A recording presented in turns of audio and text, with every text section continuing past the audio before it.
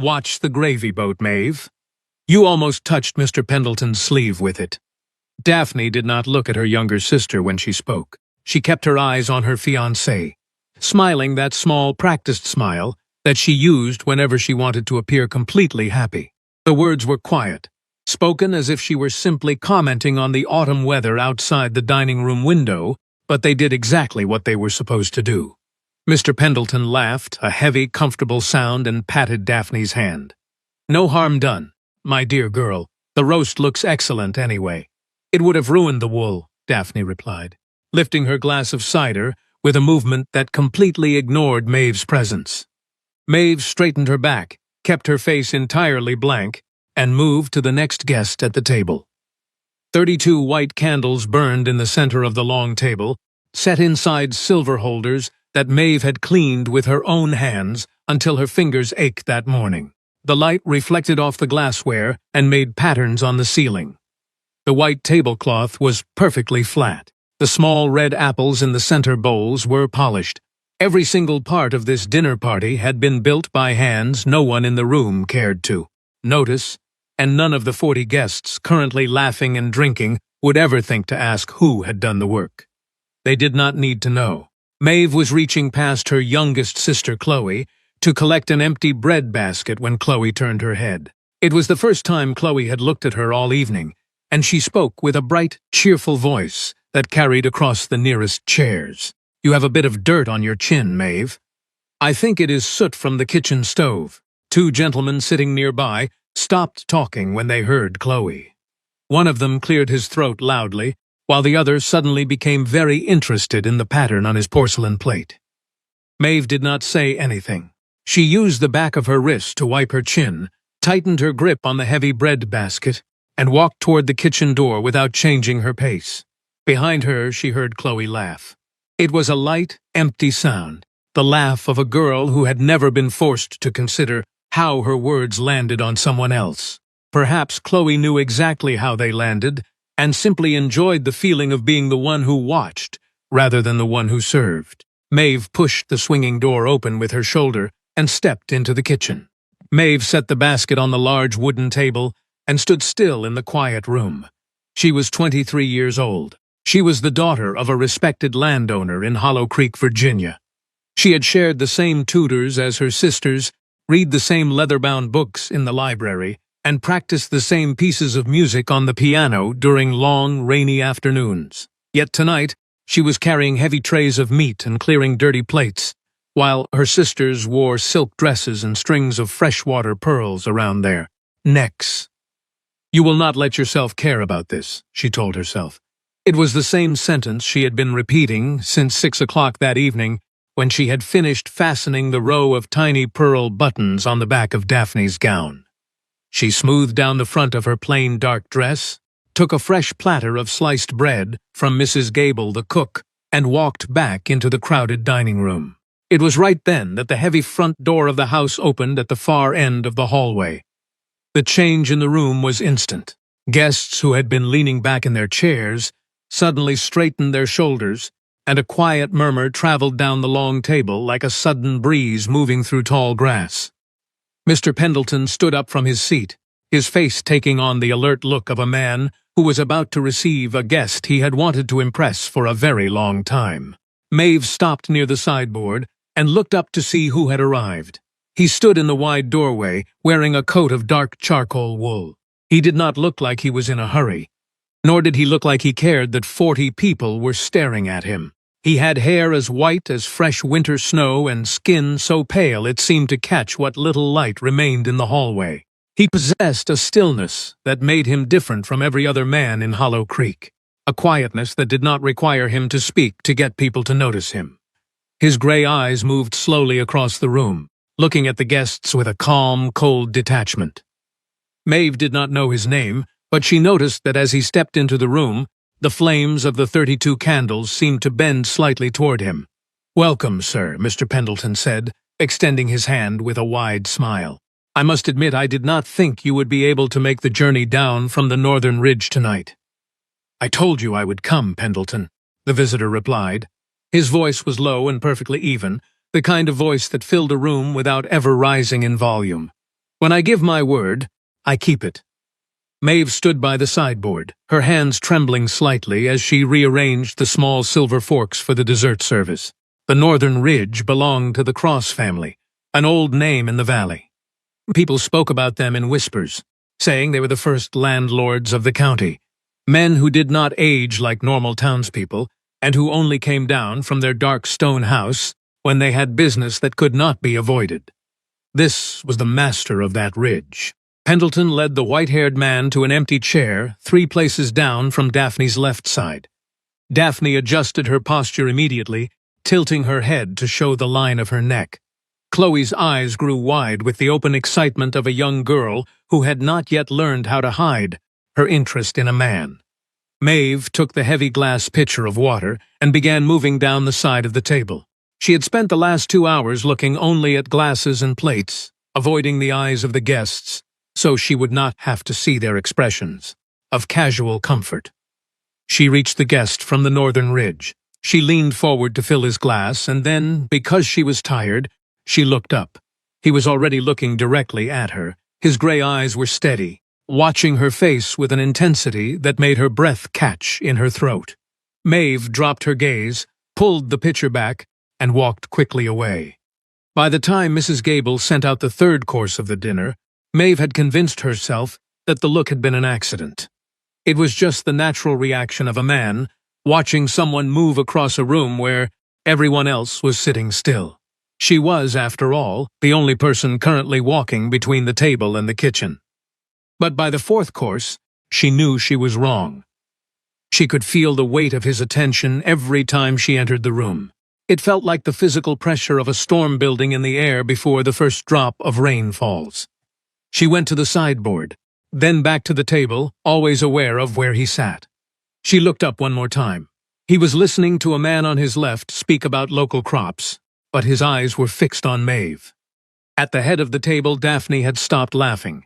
Her smile remained, but her shoulders were stiff, and she was watching Maeve with a cold sharpness. Maeve knew that look well. It was the expression Daphne used when something was not going exactly the way she had planned it. Maeve had not always been the person who carried dishes in this house.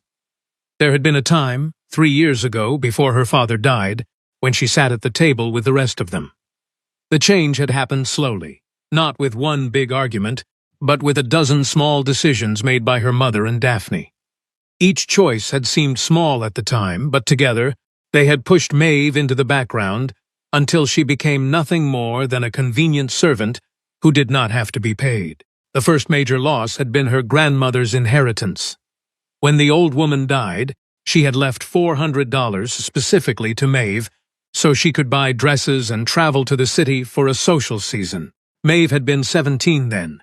She never saw a single dollar of that money. 2 years later, while helping her mother clear out old boxes of letters in the attic, she found a receipt from a bank in the city. The date on the paper matched the exact month Daphne had traveled to Richmond to buy her gold silk debut gown and the pearl earrings she was wearing tonight. Maeve had stood in the dusty attic holding the receipt for a long time before putting it back. She had not said anything because she knew her mother would simply tell her she was being difficult. "You are the practical one, Maeve," her mother would say whenever Maeve questioned why she had to stay home while her sisters went to parties in town. "Your sisters need more help finding their place in the world. You have always been strong enough to take care of yourself." It was the kind of praise that felt like a punishment. It was the word they used for a horse that did not need much food or a room that did not require a fire during the winter months. It meant they could give her nothing and expect her to be grateful for it. Even the kitchen staff noticed. Mrs. Gable had looked at her one morning while Maeve was peeling potatoes and told her she deserved a better life than the one this house provided. Maeve had only smiled and told the cook that everyone had to make do with what they had. Daphne's engagement had been announced on a Tuesday morning in October. She had set her teacup down with a loud click and told the family that Mr.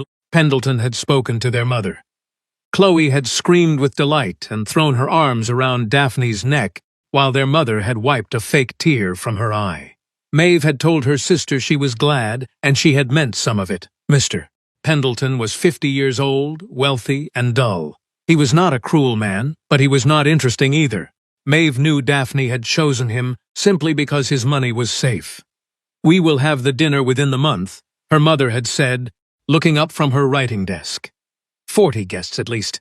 "Maeve, you will handle the kitchen and the table settings. You have a better eye for detail than your sisters."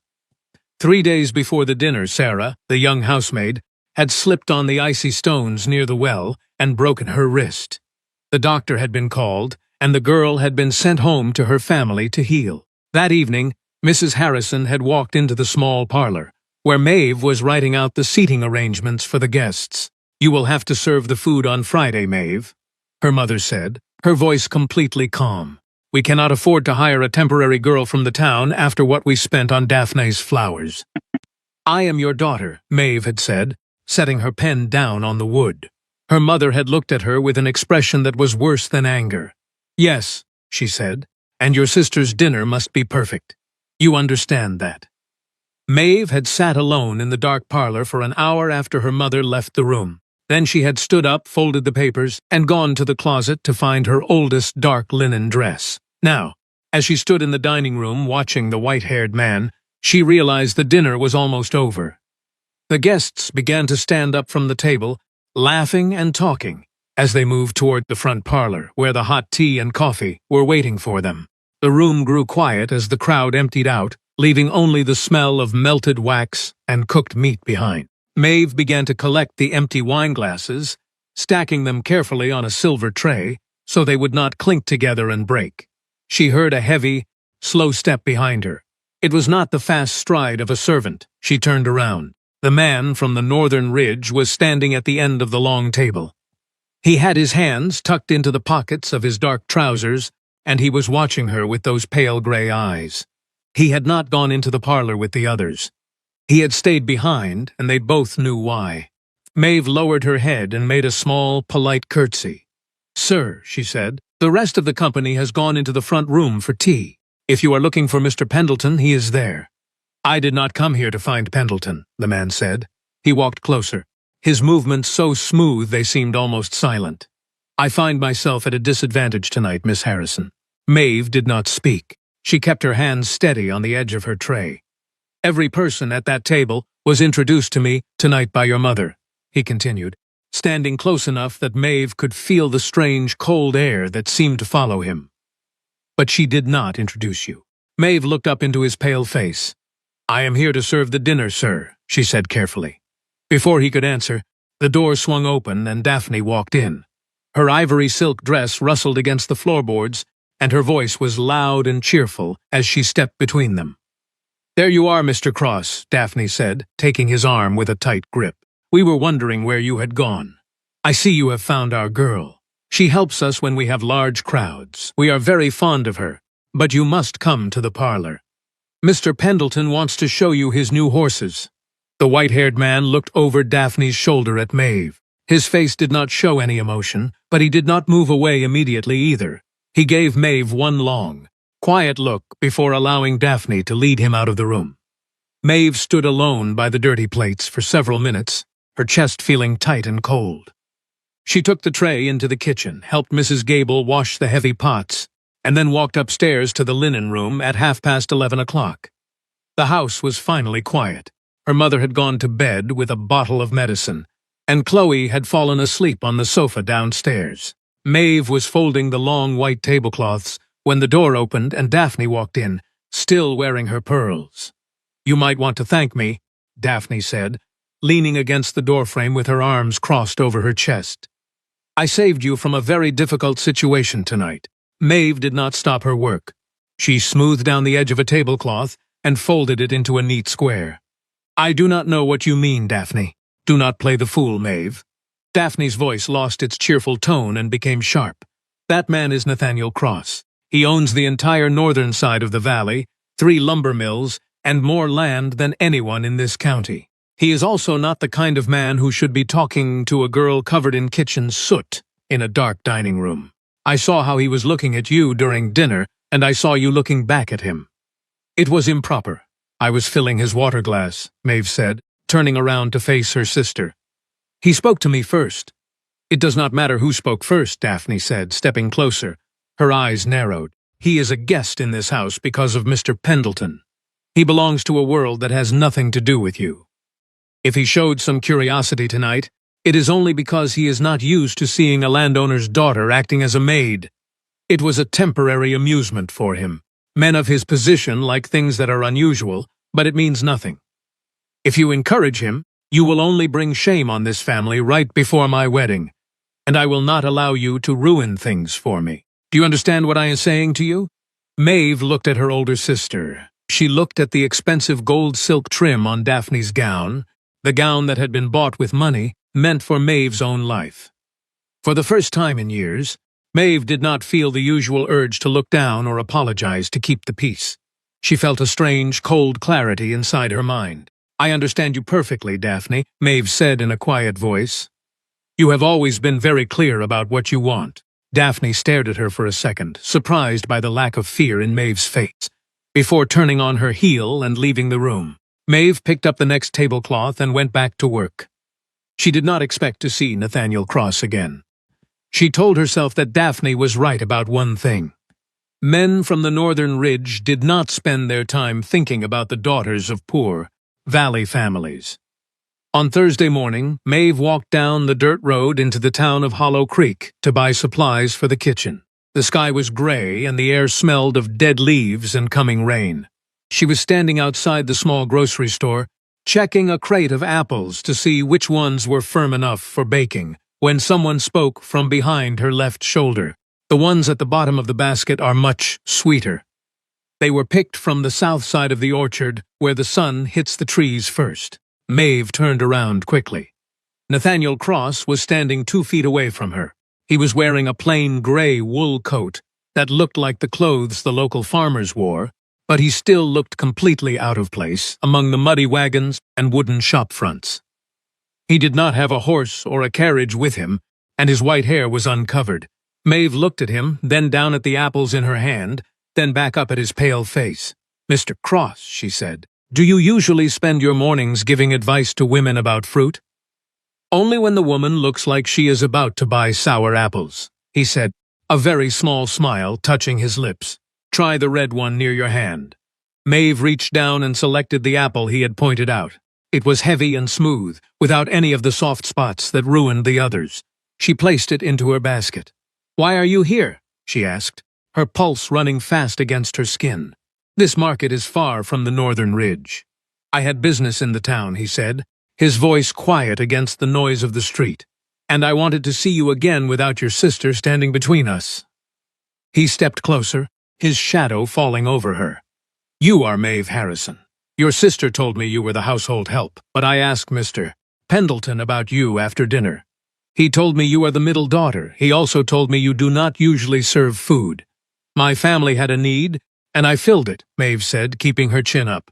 "It is not a crime to work." "No, it is not," Nathaniel said. His gray eyes were intense, looking into hers as if he could see every thought she was trying to hide. "But it is a crime for a family to treat their own blood like a stranger. I watched you during that entire dinner, Miss Harrison. You saw every small detail, every missing fork, every look your sisters shared. You are far too intelligent to be hidden away in a kitchen." Maeve felt her face grow warm. "You are very direct, sir. I do not have the time to be anything else," he said. "May I call on you at your home, Maeve?" She looked at his steady gaze and felt something dangerous and sweet stir in her heart. "I do not think my mother would allow it," she said honestly. He nodded slowly. "Then I will find another way." On Sunday afternoon the house was empty. Mrs. Harrison had taken Daphne and Chloe into town to visit the dressmaker for the final fitting of the wedding gowns. Maeve had stayed behind because there were chores that could not wait. Her mother had instructed her to clear out the old mahogany desk that sat in the corner of the upstairs hallway. It had belonged to Maeve's father, and since his death 2 years ago, no one had touched it. It was covered in a thick layer of dust and filled with old farm receipts, tax papers, and letters from neighbors who had died long ago. Maeve worked through the drawers methodically, sorting the papers into neat piles to be burned or kept. She was cleaning out the deep bottom drawer when she noticed that the wood at the back felt loose. She pushed against it with her fingers. and a small panel slid sideways, revealing a hidden space that was only 2 inches deep. Inside lay a small bundle of letters tied together with a faded blue ribbon. Maeve recognized the ribbon. It had disappeared from her sewing basket 4 years ago. She untied the knot with trembling fingers and picked up the first letter. It was addressed to her. The handwriting belonged to Thomas Jenkins, a young man from the neighboring valley who had spent 3 weeks visiting Hollow Creek 4 summers ago. He had walked with Maeve by the river, talked to her about his plans to build a farm, and promised to write to her when he returned home. Maeve had waited for his letters for a whole year. She had watched the mail rider every day, but nothing had ever come for her, and she had eventually concluded that Thomas had forgotten all about her. Now, she held 6 letters from him in her hands. She opened the first one. It was filled with sweet, simple words, asking how she was and telling her he missed her company. The third letter was more confused, asking why she had not replied to his first 2 notes. The final letter was stiff and formal, written by a man who believed the girl he loved was deliberately ignoring him. He had written his farewell and never returned to Hollow Creek. Maeve sat on the cold floorboards, the letters heavy in her lap. Beneath the letters lay 2 official pieces of paper from a lawyer in Richmond. Maeve opened them and read the legal language slowly. It was the record of her grandmother's $400. The documents showed that the money had been released to the Harrison estate 3 years ago, but it had not been put into an account for Maeve. At the bottom of the page was her mother's signature, authorizing the bank to transfer the entire amount into the general family fund to cover the debts from Daphne's social season in the city. There was also a note in Daphne's handwriting, listing the prices of silk fabric, gold lace, and pearl jewelry. The house around her was completely silent, save for the ticking of the clock in the parlor downstairs. Maeve looked at the signatures on the papers. She had spent years telling herself that her family was just poor, that they were doing the best they could under hard circumstances. She had accepted the old dresses, the extra work, and the lonely evenings because she thought it was her duty to help them survive. But these papers proved that her loneliness had been manufactured by the people who shared her name. They had stolen her money to buy Daphne's luxury, and they had stolen Thomas's letters to keep Maeve from leaving the house. They needed her to stay invisible so she could keep working for them. A deep, quiet anger began to grow inside her chest.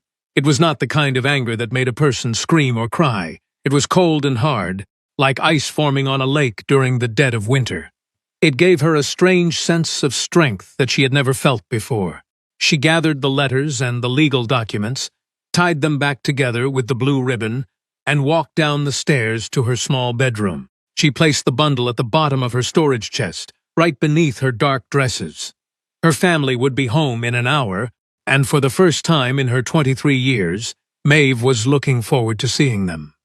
The next afternoon, the local community held a small social gathering at the home of Mrs. Gilbert, the wealthiest widow in the town. The house was bright, filled with the smell of sweet cakes and fresh apple cider, and 40 townspeople were crowded into the large front parlor. Maeve had almost stayed home, but she had looked at the blue ribbon in her chest that morning and decided she was done hiding in the shadows of the Harrison house. She wore her best blue wool dress, which was 5 years old and a little tight around the shoulders, but it was clean and neat. She stood near the window, listening to an old woman talk about her garden. When she felt a sudden drop in the temperature of the room, she looked toward the front door. Nathaniel Cross had just entered the parlor. He was wearing his charcoal coat, his white hair contrasting sharply against the dark wood of the entryway. The room went quiet for a moment as the guests turned to look at him, but he did not acknowledge any of them.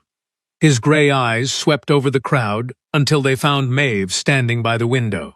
He walked straight toward her, his long strides unhurried but purposeful.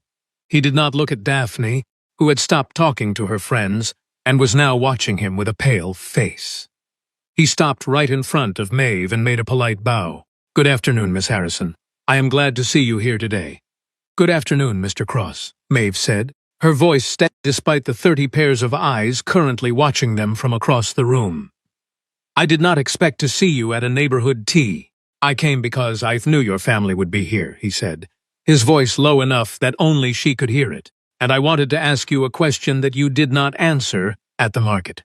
Have you decided if I may call on you?" Maeve looked past his shoulder and saw her mother watching them from the far corner, her face tight with worry. Then she looked back into Nathaniel's gray eyes. They were completely calm, offering her a kind of safety that she had never known in her own home. "Yes," she said quietly, "you may call on me." Nathaniel nodded once, a look of quiet satisfaction appearing on his face. "Thank you, Maeve. I will come to your house tomorrow afternoon." He stayed by her side for the next 20 minutes, talking to her about the old forest on the northern ridge and the cold springs that ran through his land. He did not speak to anyone else in the room, and when he finally took his leave, the entire parlor seemed to breathe a sigh of relief.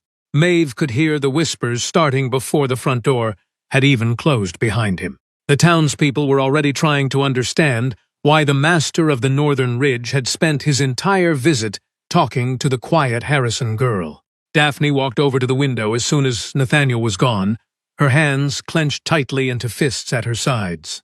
"What do you think you are doing?" "Maeve," she whispered, her voice shaking with anger. "You are making a spectacle of yourself in front of the whole town. He is a dangerous man from an old, unnatural family, and you are using him to get attention because you are jealous of my wedding."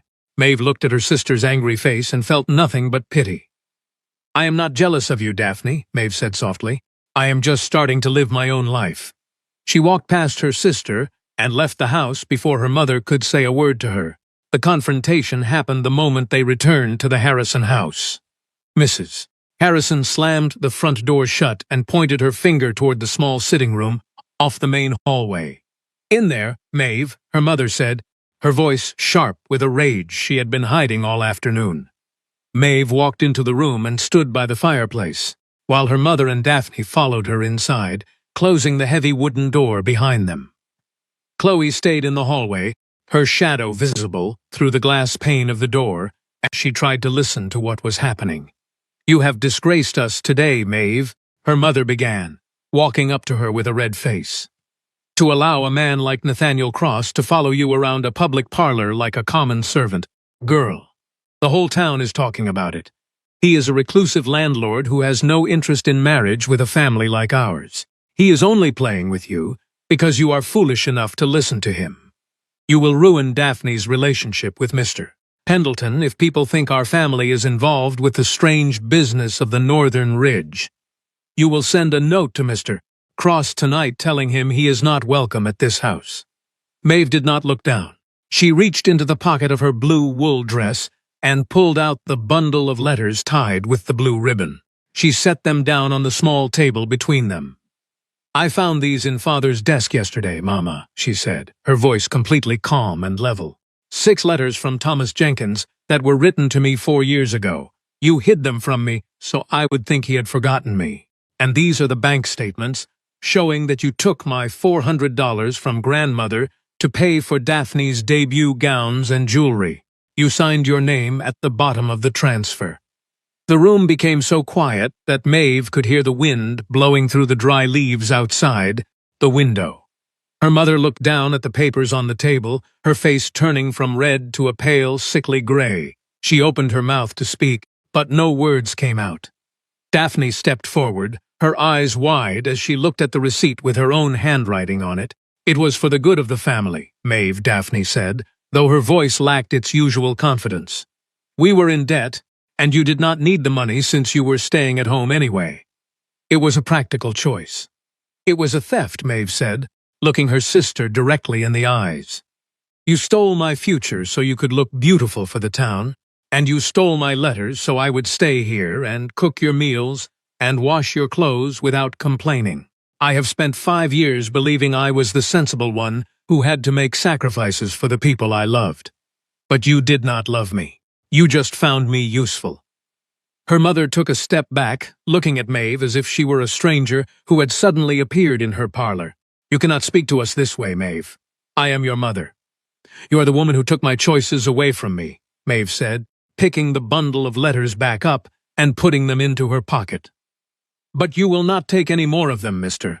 Cross is coming to this house tomorrow at 4 o'clock, and you will receive him politely. If you say one word to him or to anyone else in this town about my place in this house, I will take these bank papers to the sheriff and the local newspaper." She walked out of the sitting room, leaving her mother and sister standing in the dark as the fire burned down to gray ash. The next afternoon at exactly 4 o'clock, a simple black carriage pulled up to the front gate of the Harrison house.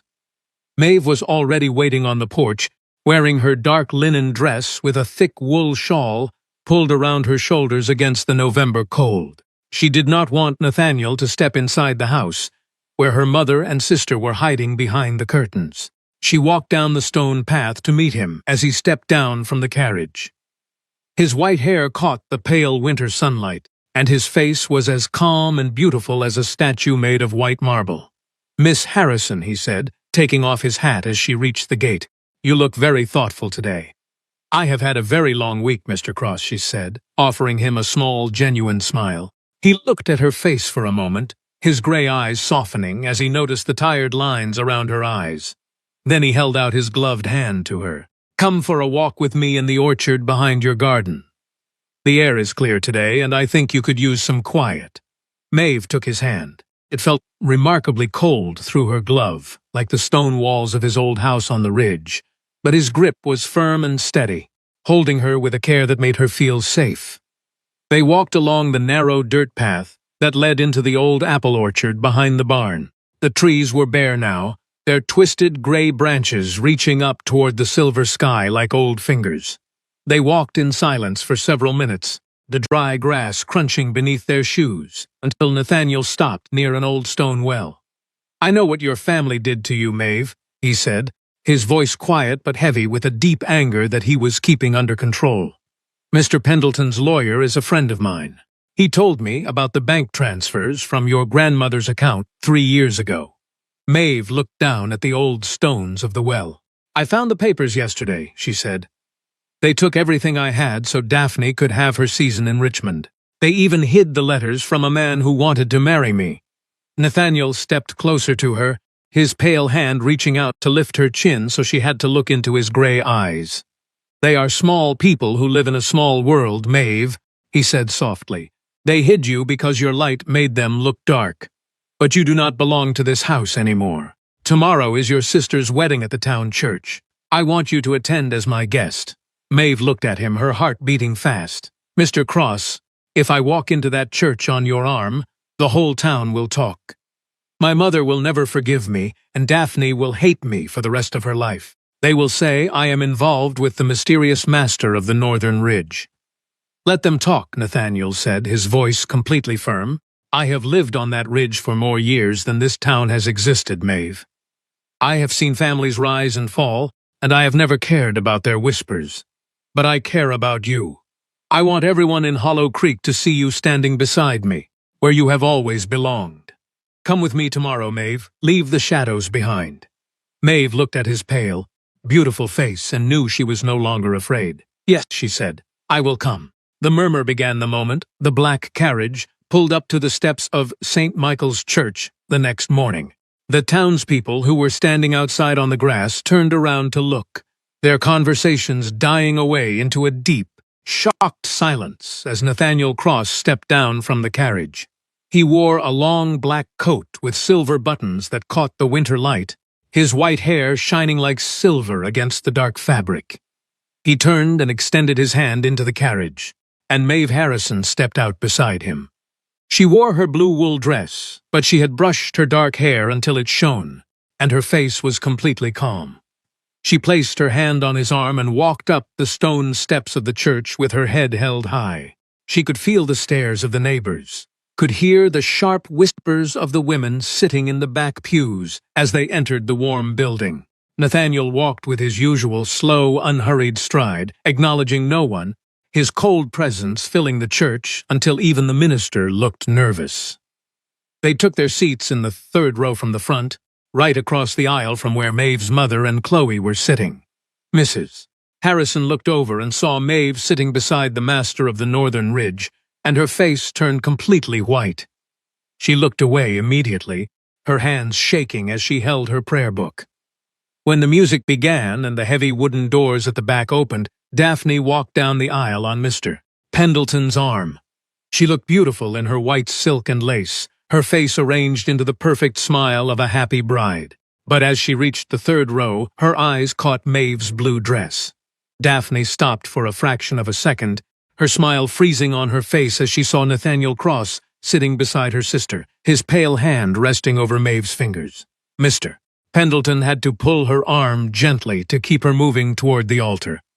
The rest of the service passed like a dream for Maeve. She did not listen to the words about marriage. She only felt the steady, cool warmth of Nathaniel's presence beside her. After the ceremony, the guests moved out onto the church steps into the cold November sunshine. Mrs. Harrison walked over to Maeve, her face carefully schooled into a polite smile for the benefit of the watching neighbors. "Maeve," she said, her voice tight but quiet, "you look very nice today. Perhaps you and Mr. Cross would like to join us for dinner at the house next week?" Maeve looked at her mother, the woman who had stolen her letters and her money, and felt no anger left inside her heart. The anger had been replaced by a beautiful, clean distance. "Thank you, Mama," Maeve said quietly, "but I think I will be very busy on the ridge next week." Nathaniel offered Maeve his arm, and they walked down the stone steps together, leaving the townspeople and her family behind them as they reached the black carriage. Daphne passed them on her way to Mr. Pendleton's wagon. She looked at Maeve for one long second, and for the first time in their lives, Maeve did not see any pride or anger in her sister's eyes. She only saw an ordinary, tired girl who had married a man she did not love for a security that would never make her happy.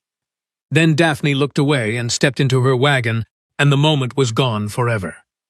Maeve sat inside the quiet carriage as it began to move away from the church, heading toward the north road that led up into the tall pine trees of the ridge. She looked out the window at the gray valley below, watching the small houses of Hollow Creek grow smaller and smaller until they disappeared behind the trees. The winter sky was a pale, clear silver, and the air inside the carriage smelled of wood smoke and the cold wind from the mountains. She felt Nathaniel's hand close over hers, his fingers cool and steady against her skin. She looked over at his white hair and his pale face, and she knew that her old life was completely finished, and that whatever lay ahead of her in the dark stone house on the ridge would be entirely her own. The future did not look like the stories she had read in the library books, nor did it look like the comfortable, predictable life her sisters had chosen for themselves. It was a strange, quiet path that stretched out into the deep woods where the sun rarely reached the ground, a life shared with a man who had lived through 100 winters without ever growing old. Yet as she watched the gray road turn into the dark green of the mountain pines, Maeve felt a deep healing peace settle over her mind. The old hurts from the Harrison house, the stolen letters, the small cruelties, the years spent carrying dirty dishes in the dark, seemed to fade away like smoke in the winter wind. She had been invisible for 23 years, but she had finally been seen by someone who understood the value of her silence, and she knew that she would never have to hide her light in the shadows of someone else's life again.